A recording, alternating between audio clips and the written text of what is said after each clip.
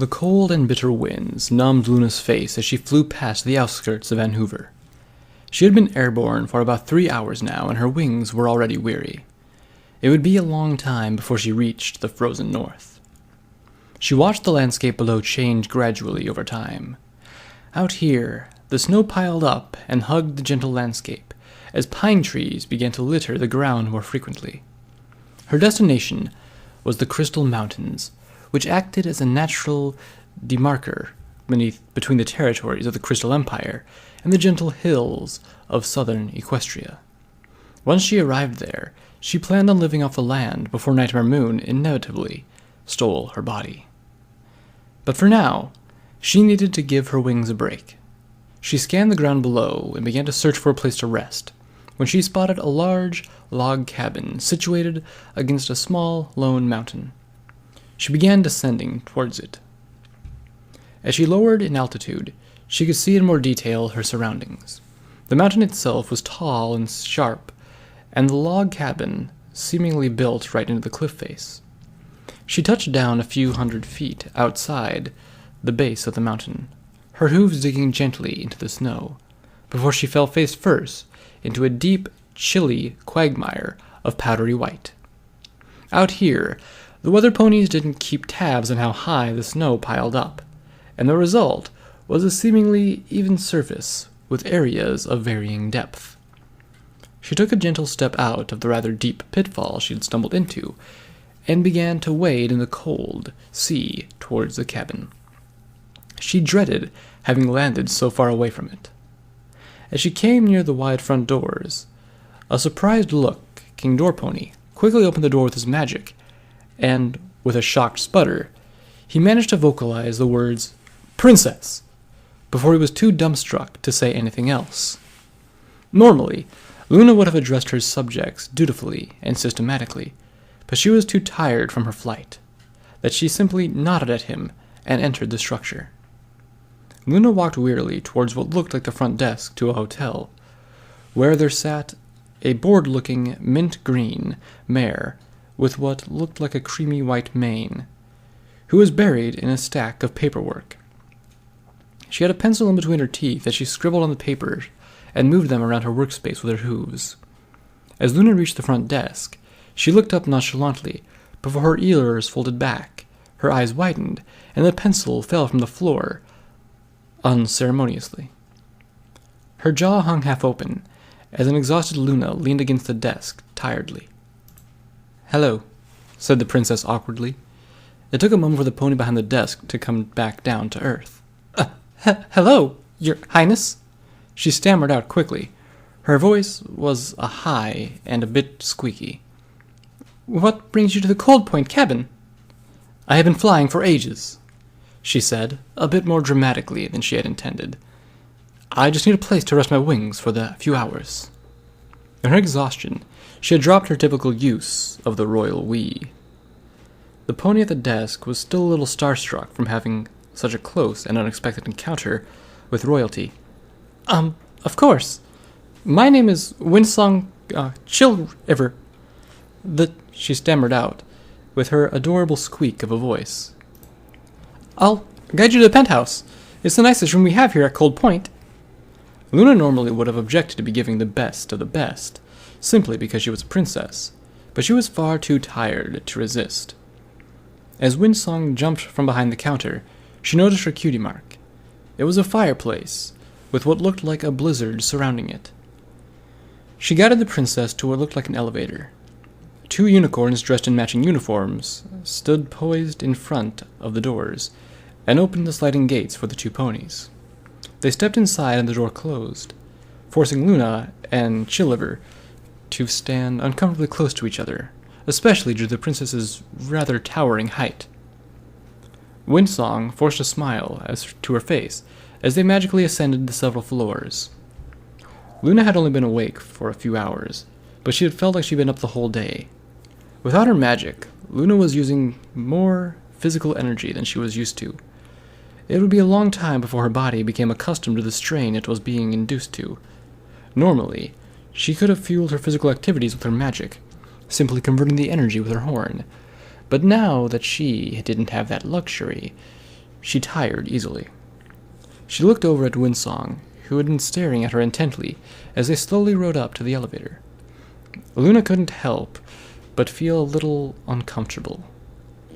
The wooden lift came to a stop, and the sliding doors opened once again. They stepped into a large ornate living room with a lavish fire pit at the center. Around the indoor fireplace was a long square sofa, the same color as Winsong's mane. They both stepped out of the elevator and into a beautiful living room. "Princess Luna," said the little mint mare, "you look exhausted. Are you all right?" Luna looked her way. "Yes, I'm fine." Chilliver looked worried. "I don't mean any disrespect, Princess, but I know that's not true." Her voice was gentle and kind. "What's wrong, Princess? Why have you come so far north alone?" Luna wanted to tell Winsong everything. She needed Sumponi for company right now. Sumponi to help her deal with everything that's been happening to her. But Luna knew it would only put her at risk. "I'm just here to enjoy the snow," she reassured her through a fake smile. Winsong looked saddened. "Princess, I can see your pain. You may be trying to ignore it, but it's as clear as a frozen pond." She took a step towards the princess. "No one is hiding it from you but yourself. Now please, Princess, get it off your mind." She smiled gently. "I'm all ears." Luna could tell that holding out any longer was useless. "Nightmare Moon," she said sadly. "She still lives within me. She haunts me in my sleep, and has now taken residence in my mind. I suspect that she will retake control within a few days." She looked up at the sky. "Now, I am unable to move the moon, as she steals all my magic my body can generate, and my sister will be forced to banish me once again." She turned her head sadly to the floor. "But I doubt Nightmare Moon will be contained. She has freed herself from that prison once before." She turned directly towards Winsong, who had a hoof over her mouth. "My only option left is to flee. The further I get from civilization, the more time I can give my sister to figure this whole mess out. And that's why I've come so far north all alone." Chilliver said nothing for a few moments. She only stared at the wooden floor and thought about everything Luna had said. "Wow," she said finally, distant. "I'm sorry." "It's all right," said Luna. "Thank you for showing genuine concern. Most ponies tend to avoid me due to my rather checkered past. It's not often I find someone to talk to." "You're welcome, Princess. I'll leave you to rest. You have a rough few days ahead of you." Winsong put her hoof to her shoulder. "Stay strong, Luna." She walked back to the elevator and gave her a gentle smile as the two doors closed. Luna didn't have enough energy to walk over to the bedroom. She instead fell over onto the couch and landed on her back, falling asleep shortly after. In the darkness of her mind, Nightmare Moon appeared, but instead of insulting or berating her like usual, she greeted her. "Good evening, Luna," she cooed. Luna was taken aback. "Good evening to you as well." Nightmare Moon smiled at her devilishly. "Making friends? A little late for that, I'd say. You don't have nearly as much time as you think you do." Luna looked at her strangely. "A couple days? Ha! Have a little more faith in me than that, Princess. I have enough power to take control of you now." "I don't believe you. You would have taken over me the moment you were able," Luna scoffed. Nightmare Moon rolled her eyes. "I've had plenty of time to think this out. I would rather wait and make sure I have enough energy to take control of you permanently. Should I try anything before I am ready, there's a good chance I will not succeed. And it may be another 1,000 years before the opportunity arises again. I learned that the hard way during the summer sun celebration." She began to pace around in the darkness. Fortunately for me, the elements failed to eliminate my presence from within your body, and I have been graced with a second chance. This time, I won't fail." As Nightmare Moon spoke, Luna hatched a plan. If what she said was true, then perhaps Luna could trick her into assuming control prematurely. That way, she could at least buy her sister some time, as Nightmare Moon would certainly have to replenish the energy she would no doubt expend. Luna looked at her with a confident smirk. "Lies. You speak only to get under my skin. I will not let your hollow words breach my consciousness. Take your threats and eat them like a rotten apple." Nightmare Moon turned to Luna with an offended look. "What did you say, you insignificant whelp?" "Go to hell, Nightmare Moon. Sombra will be happy to welcome you." Nightmare Moon's eyes twitched. "Perhaps you could do with a lesson." Her eyes flashed purple, and her horn flared a deep lavender. "I will prove to you that I am more than capable to control you now." She exploded into wicked laughter. Nightmare Moon disappeared in a purple whirlwind, which knocked Luna off her feet and onto her side. She woke abruptly and tumbled off the couch. The side of her face smashed into a cold wooden floor as she began to hyperventilate. Her lungs burned for oxygen, but no matter how hard she breathed, she couldn't subside the feeling. Her heart rate began to spasm, like a vibrating flesh balloon, as her mouth began to salivate profusely. Then there was a loud pop, and suddenly she couldn't hear anything but a faint high-pitched ringing noise. Just as abruptly as her hearing vanished, there were no more scents in the air, and her tongue could no longer taste the roof of her mouth. Her vision began to get thinner and thinner until it was no longer or bigger than a golden bit, before she stopped perceiving color, and the little pinprick of vision disappeared. She had lost all senses but one, and she could already feel herself losing it. Her entire body felt as if it were being stripped of its skin, like some force was simply ripping it away in all directions. She could no longer hear, but she was sure that she was screaming. Then the pain faded away completely, and her entire body was numbed. Except that it wasn't her body anymore. It was Nightmare Moon's. Suddenly, a dark, spatial mane spilled from the royal blue pony's skull, as her coat began to stain itself black. She let out a loud, triumphant laugh as she stretched her muscles. It had been so long since she had been able to experience life again, and she knew that it would be short-lived. She only wanted to teach the insufferable princess a lesson she would never forget. Then she could live with the carnage that Nightmare Moon would create. With a jet-black glow of her horn, Nightmare Moon sent a black, pulsing wave of energy that ripped through the floor of the penthouse, before crashing through the subsequent floors below. Each time the black bolt touched the wood, it would explode violently, sending razor-sharp shards of wood flying like shrapnel in every direction. Nightmare Moon jumped down the enormous hole in the penthouse and down to the floor below her. It wasn't as well designed as a luxurious penthouse, but that didn't matter to Nightmare Moon. Her only focus was 3 cowering ponies who only stared at her from the corner.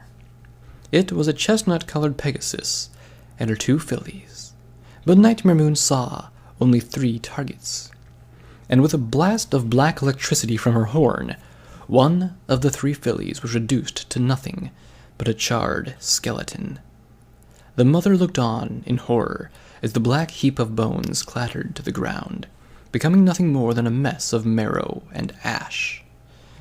Nightmare Moon didn't stop there. She blasted the other filly with a bolt of black lightning as it stood up defiantly to protect its mother. The little filly's coat turned gray, and his skin began to wrinkle and fall apart.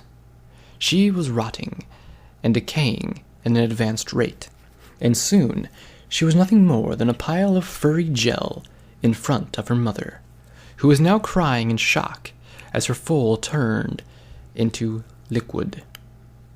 Nightmare Moon strutted blissfully to the massacre and stood over the mother, who stared up at her distantly.